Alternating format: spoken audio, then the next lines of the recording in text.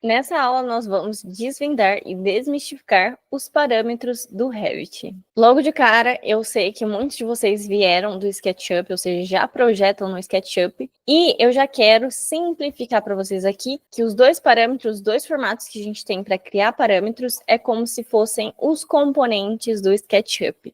E eu já vou te explicar mais sobre. Por exemplo, parâmetro de instância, ele só funciona com parâmetro de instância.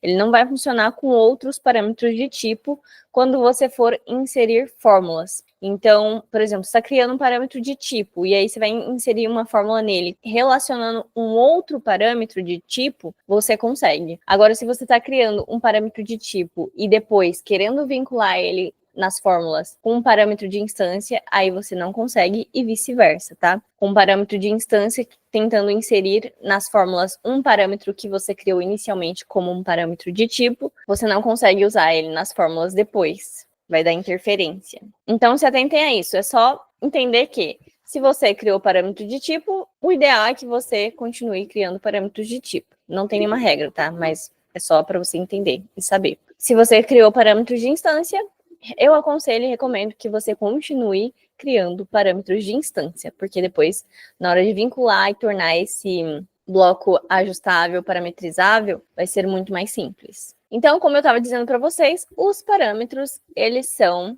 como se fossem os componentes do SketchUp.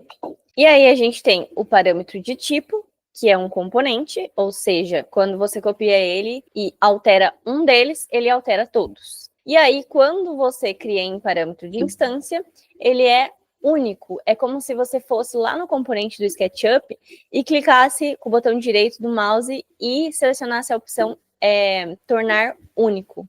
Ou seja, você pegou um componente, você criou um componente, só que você está restringindo ali as informações dele a apenas aquele bloco. E a própria palavra instância significa ao instante. Espero que você tenha gostado de compreender o funcionamento da parametrização de blocos no Revit, assim que funciona para criar blocos dinâmicos. E eu quero te convidar para clicar neste link aqui embaixo para você assistir uma aula sobre como importar do jeito certo os blocos do SketchUp, de forma que fique muito fácil no seu dia a dia e que você não tenha problemas com ajuste de materiais, entre outros fatores. Combinado?